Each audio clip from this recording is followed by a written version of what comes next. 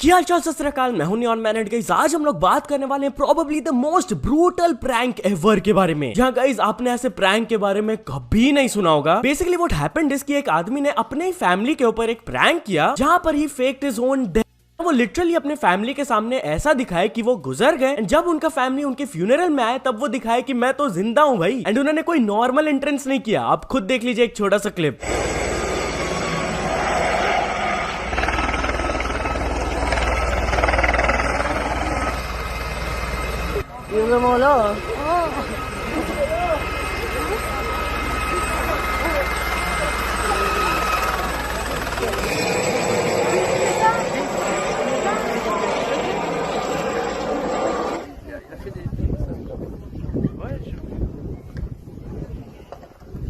अब जब उनसे पूछा गया कि वो इतना बड़ा प्रैंक क्यों किए, क्योंकि ये काफी सीरियस चीज है भाई, तो उन्होंने कहा कि he wanted to teach members of his family a lesson about the importance of staying in touch with one another. Basically इसके थ्रू वो अपने फैमिली को एक पार्ट पढ़ाना चाहते थे कि we should stay together as a family. सबको एक दूसरे के टच में रहना चाहिए। हो सकता है सभी फैमिली मेंबर्स एक दूसरे से दूर हो गए थे, तो इसीलिए उन्होंने ये प्रैंक किया। अब इस इंसिडेंट के ऊपर रिएक्ट करते हुए काफी मिक्स्ड ओपिनियंस आए, बट मोस्टली लोग ये बोल रहे हैं कि nobody is going to come to his next funeral. Literally जब सही में ऐसा हो जाएगा तब सब लोग बोलेंगे ये तो मजाक ही कर रहा होगा। एक यूजर ने ये भी कहा when you got too much time and money to spare, तब आप ऐसे हरकतें करते हो। एनीवेज चलिए अब आगे बढ़ते हैं। हम लोग बात करने वाले एलविश यादव एंड ध्रुव राठी के बारे में। सो एलविश यादव ने ध्रुव राठी के ऊपर एक बहुत ही बड़ा एलिगेशन लगाया, जहां गाइस कल रियल इट पॉडकास्ट में उनका पार्ट 2 रिलीज हुआ एंड वहां पर वो ध्रुव राठी कंट्रोवर्सी के बारे में बात कर रहे थे। वो इन जनरल रिप्लाई भी दिए, बट एक काफी बड़ा एलिगेशन उन्होंने लगाया। वो क्या है आप खुद उनसे ही सुन लीजिए। एलविश तो अपनी वीडियो में लड़कियों को ये बोलता है, वो बोलता है। इसका रिप्लाई ये है कि मेरा तो फिक्शन है,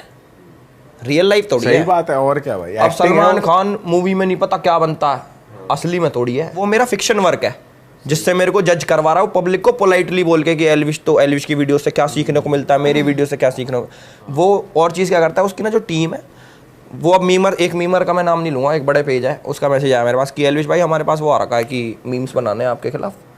अच्छा ऐसे आ गए भाई, ऐसा करते भी हैं। हाँ होता है, टेलीग्राम पे होता है और इंस्टाग्राम पे होता है। मार्केटिंग स्ट्रेटजी बनती है कि मतलब ध्रुव की तरफ से ही वहां पे वो गया कि इसके अगेंस्ट बनाऊं, नेगेटिव पीआर करवा रहा है। हाँ, नेगेटिव पीआर कराने की, एलविश की इमेज नेगेटिव बनानी है। ऑल्सो आपको याद होगा कि एलविश यादव और थारा भाई जोगिंदर के बीच में कुछ कंट्रोवर्सी हुआ था। उतना सीरियस नहीं, बट या कुछ तो हुआ था। तो आफ्टर दैट थारा भाई जोगिंदर अभी रोडीज में गए हुए हैं। तो किसी ने उनसे लाइव स्ट्रीम में पूछ लिया, इस पर आपका क्या रिएक्शन है, तो आप खुद देख लीजिए उन्होंने क्या कहा। एलविश भाई, थारा भाई, लजिंदर रोडीज में आ गया।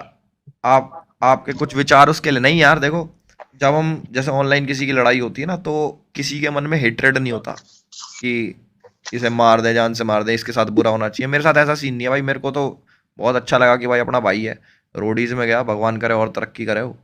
तो इस बात के लिए तो मतलब क्या ही ओपिनियन होगा मेरा। रोडीज में जा रहा है भाई, भगवान करे जीते, बहुत बढ़िया परफॉर्म करे और फ्यूचर में और अच्छा करे। तो ऐसी कोई हेट्रेड नहीं है वो बेवकूफ़ थोड़ा सा दिमाग से, बट स्टिल हम तो अच्छे हैं ना, उसके लिए अच्छा। तो चलिए आगे बढ़ते हम लोग बात करने वाले हैं Spiderman across the Spider-Verse movie के बारे में। सो अक्रॉस द स्पाइडरवर्स मूवी को बैन कर दिया गया है कुछ कंट्रीज में। जहां गाइस आज इससे रिलेटेड ये न्यूज आया है कि UAE, Saudi Arabia and middle east countries में ये मूवी को बैन कर दिया है, क्योंकि इस मूवी में ट्रांस फ्लैग को दिखाया गया था एक जगह में। अब इफ यू डोंट नो तो मिडिल ईस्टर्न कंट्रीज में एलजीबीटीक्यू को लेकर काफी सारे स्ट्रिक्ट रूल्स है। तो इसीलिए वहां की अथॉरिटी ने बोल दिया कि हम ये मूवी को लाइसेंस नहीं दे सकते हैं टू स्क्रीन ओवर हियर। अगर आपको यहाँ रिलीज करना है तो ये सब पार्ट्स को हटाना होगा। तो चलिए आगे बढ़ते हम लोग बात करने वाले हैं आदि पुरुष के बारे में। तो क्या आदि पुरुष अपने डे 1 में ही 100 करोड़ कमा सकते हैं? वेल गाइस, कल अब ये मूवी रिलीज होने वाला है एंड इससे रिलेटेड कुछ प्रेडिक्शंस आने लगे। चलिए अब मैं आप लोगों को कुछ डिफरेंट प्रेडिक्शंस दिखा देता हूं। फर्स्ट ऑफ ऑल ये बताया गया कि इसका डे 1 में ऑल लैंग्वेजेस नेट कलेक्शन 80 से 100 करोड़ हो सकता है and day 1 world wide gross collection 120 से 140 करोड़ हो सकता है। एक और आर्टिकल में यह बताया गया कि इट इज बीइंग एस्टिमेटेड कि day 1 world wide gross collection इसका 130 करोड़ क्रॉस कर सकता है। तो या गाइस, जैसा कि मैंने कहा, ये सब प्रेडिक्शंस है, इसको एक्यूरेट इंफॉर्मेशन जैसा मत लेना। तो चलिए अब आगे बढ़ते हम लोग बात करने वाले फ्लाइंग बीस्ट के बारे में। तो क्या फ्लाइंग बीस्ट अपने फैंस की तरफ रूड है? वेल गाइस, वो अपनी रिसेंट व्लॉग में एक ऐसे सिचुएशन के बारे में बात की जिसके वजह से कुछ फैंस उनको रूड समझते हैं। तो या उन्होंने क्या रिप्लाई दिया आप खुद सुन लीजिए। इंपॉर्टेंट चीज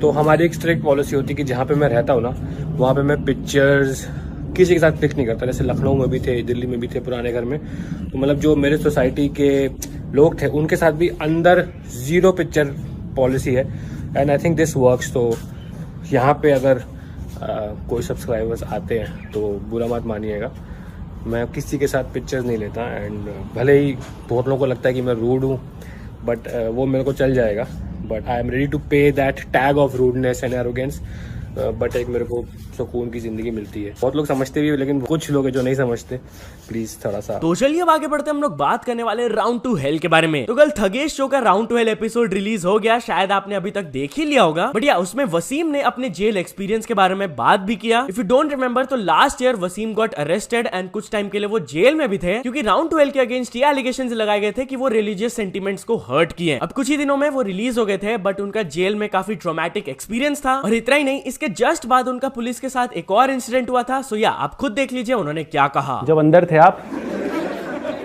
जेल में, बहुत बढ़िया माहौल था कि इस लफ्जों में बयां है कि दुश्मन भी ना जाए, इतना बढ़िया था। बट ठगेश जाए, ठगेश जाए एक बार उस वजह नहीं पूछ रहा हूं एक भाई। बार जाके एक्सपीरियंस करो, फिर मुझे बताना कैसा एक्सपीरियंस रिया। इशू तो बहुत आए हैं, अभी भी जेल से आने के बाद भी एक हो गया था, फोटो डाला था इंस्टाग्राम पे तो पुलिस वाले आ गए थे कि भाई क्यों शो ऑफ कर रहे हो ये चीजें। मैं कह डमी है सर, ये तो शूट का फोटो है।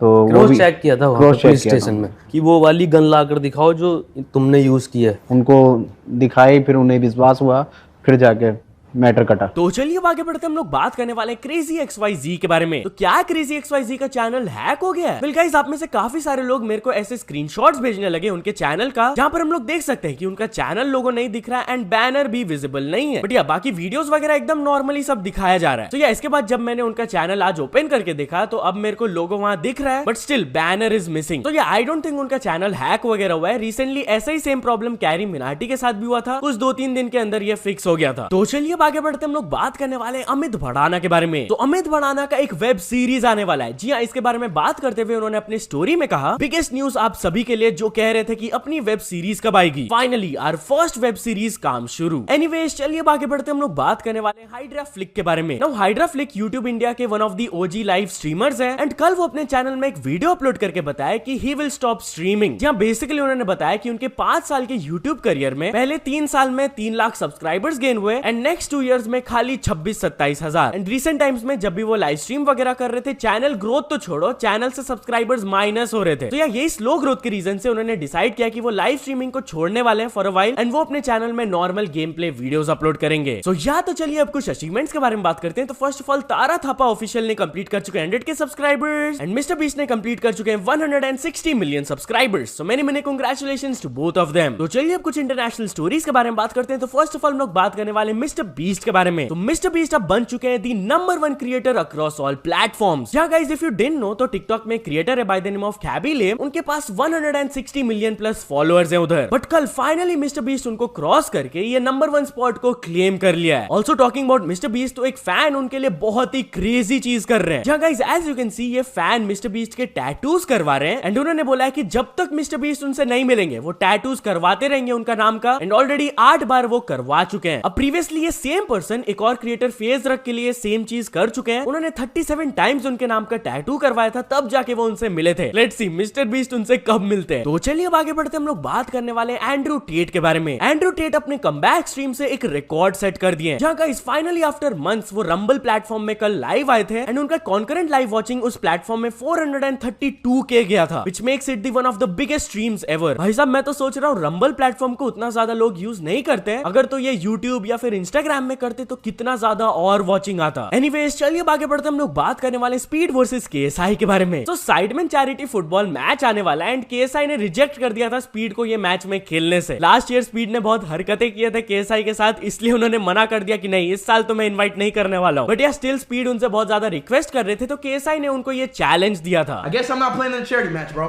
No, you know what? Speed, I've got a proposition for you.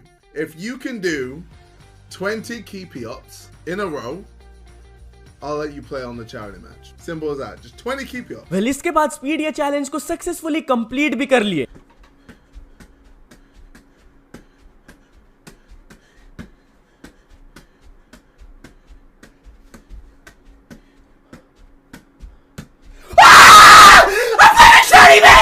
I'm playing a charity match!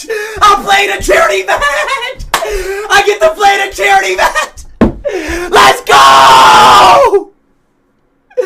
Let's go! उसके ऊपर रिएक्ट करते हुए फिर KSI कहे congrats bro, welcome to the Sidemen charity match. Anyways चलिए final story के बारे में बात करते हैं। हम लोग बात करने वाले हैं Elon Musk and Bill Gates के बारे में। सो इलॉन मस्क ने फिर से बिल गेट्स को थोड़ा सा ट्रोल किया। बेसिकली किसी ने ये सरकास्टिक ट्वीट किया था, Elon Musk can you buy World Health Organization from Bill Gates and make it about health. तो वो रिप्लाई किए थे how much does it cost. अब अगर आपको याद नहीं है तो अभी मैं आप लोग को एक चीज दिखाऊंगा, ऐसा सिमिलर चीज उन्होंने पास्ट में भी किया हुआ है। 2017 में उन्होंने ये ट्वीट किया था आई लव ट्विटर, तो इसके नीचे किसी ने रिप्लाई किया था you should buy it then, जिस पर इलॉन मस्क कहे थे how much is it. And आगे क्या हुआ आप लोग को तो पता ही है। सो यहाँ तो चल दोस्तों आज की वीडियो के लिए बस इतना ही। अगर आपको ये वीडियो थोड़ा सा भी पसंद आया हो तो लाइक कर देना, चैनल को अभी तक सब्सक्राइब नहीं किया हो तो जल्दी से जल्दी सब्सक्राइब भी कर लेना। न्यूज सबमिशन का लिंक डिस्क्रिप्शन में, वहां से जाके आप कुछ न्यूज भेजोगे तो आपको क्रेडिट्स भी मिल सकता है मेरे डिस्क्रिप्शन में। सो ऐसे सपोर्ट करते रहना, मिलते हैं नेक्स्ट वीडियो में, टिल देन बाय बाय।